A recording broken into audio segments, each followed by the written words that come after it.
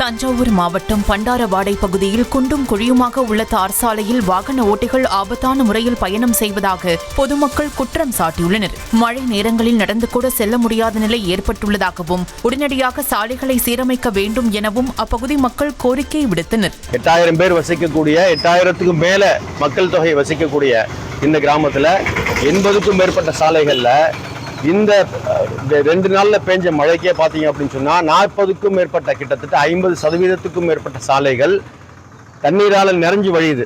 கிட்டத்தட்ட வழுக்குப்பாறை மாதிரியான அங்க விவசாயமே பண்ணலாம் அந்த அளவுக்கு மிக மோசமான கண்டிஷன்ல இருக்கக்கூடிய இந்த சாலைகளை அதிகாரிகள் எப்போ சரி பண்ணுவாங்க? பஞ்சாயத்துல கேட்டோம் அப்படின்னு சொன்னா அதிகாரிகள் நிதி ஒதுக்குறதுல தாமதம் இருக்கு, அப்படி தாமதம் செய்யறாங்க அப்படின்னு சொல்றாங்க. அதிகாரிகள் தாமதம் செய்வதற்கான காரணம் என்ன?